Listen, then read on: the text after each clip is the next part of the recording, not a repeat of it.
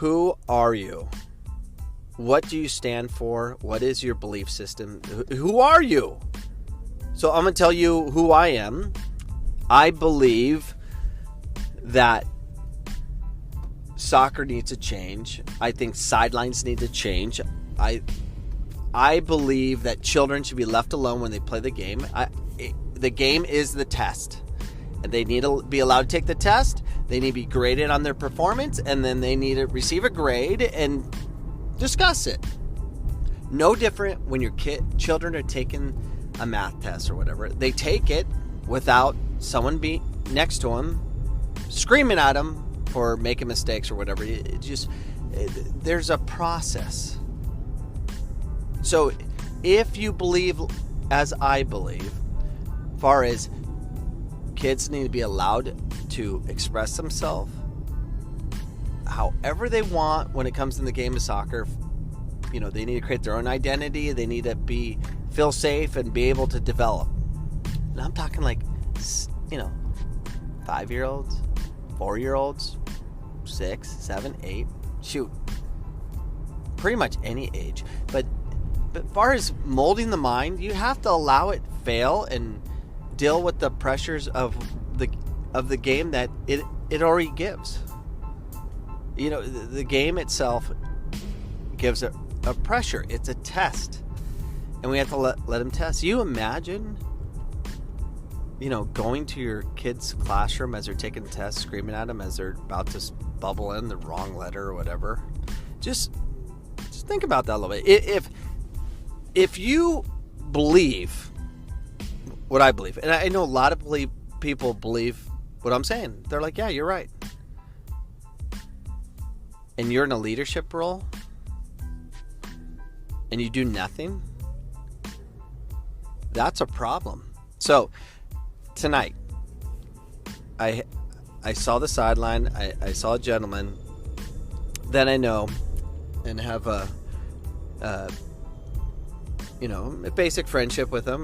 We're just getting to know each other, and he's part of my organization. And I noticed his behavior on the sideline, and how he behaved, how he acted, and what he said, and things. There was nothing wrong with it. It was very normal. But it was unacceptable for my beliefs, my convictions. So I was upset, and I was wanting to basically, go nuts and rip his head off, with anger, just verbally. And then I got thinking, I'm like, what am I doing? I'm like, I'm wanting the sidelines to control their, emotions and all that. And here I am ready to start screaming at somebody. So had a conversation with him, explain to him, this is how we want to do things. And it was a good conversation, and he appreciated it. And he's going to work on trying to develop those things. But the thing is, when you watch your kid play and the referee makes a bad call, or the coach on the other team is acting like an idiot and really trying to manipulate the game and really affect the game in such a way that it just hurts the game entirely, you want to go nuts. But everyone feels that. You just got to chill. You got to see what's going on and just kind of just absorb what's going on and take notes. How did your player, or how did your son or daughter deal with it when the referee made a bad call or take a goal away or whatever, or when the coach on the opposition was going nuts or the sidelines going nuts? How does your kid react? And you need to document it and try to teach them to teach them how to behave and how to deal with those things. If you do that and you really develop your child to be successful in that realm, they're going to be successful in so many other aspects of their life. If your kid is affected by the official's call and they kind of throw their arms up and start kicking the ground or whatever, if they're not focused on the game and get on to the next task, they're going to fail in the game. Because I don't want that kid. I don't want to recruit a kid to go play for my college that doesn't keep their emotions in check and those things.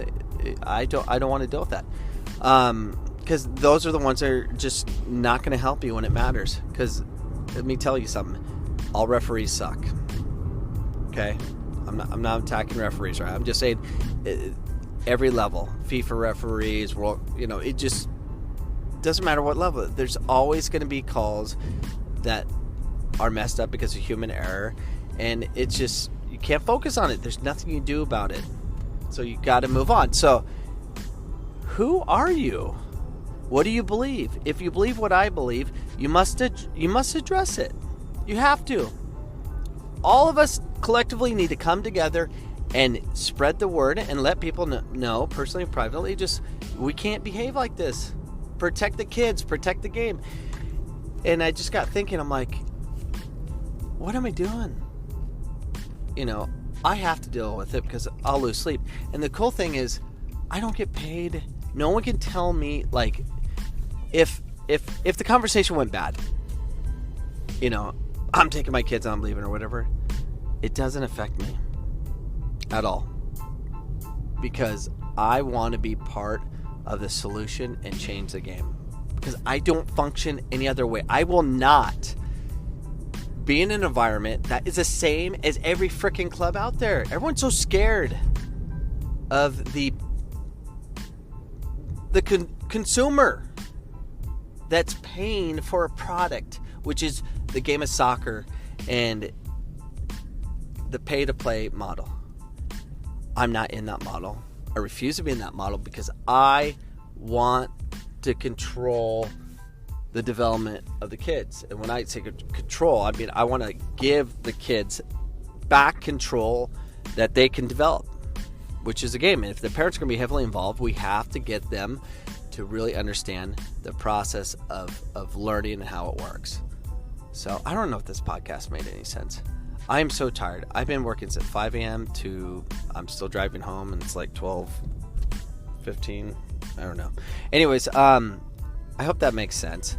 We have to change the game. Have convictions like me when but believe in what I just said. Let the kids develop. Okay, there's so many other aspects about having your kids train at home and all that stuff, whatever. But let's at least agree. Let the kids play. Let's shut our mouths. Let's just watch and see what happens. Take notes. How does your kid behave when they get tackled from behind and the referee doesn't call it, or when the coach of the other team is screaming? And just see what's going on. Read the environment and then try to make adjustments. So, anyways, those are my thoughts. I'm gonna stick with my convictions. I will talk to everybody that's affiliated with me when it comes to doing things that are going to really hinder development with these kids. So anyways, those are my thoughts. Hopefully I can impact the game much more so than I have been. I need to change the game in my little neck of the woods of Phoenix, Arizona. Goodbye. The podcast you just heard was made using Anchor. Ever thought about making your own podcast? Anchor makes it really easy for anyone to get started. It's a one-stop shop for recording, hosting, and distributing podcasts. Best of all, it's 100% free. Sign up now at anchor.fm/new. That's anchor.fm/new to get started.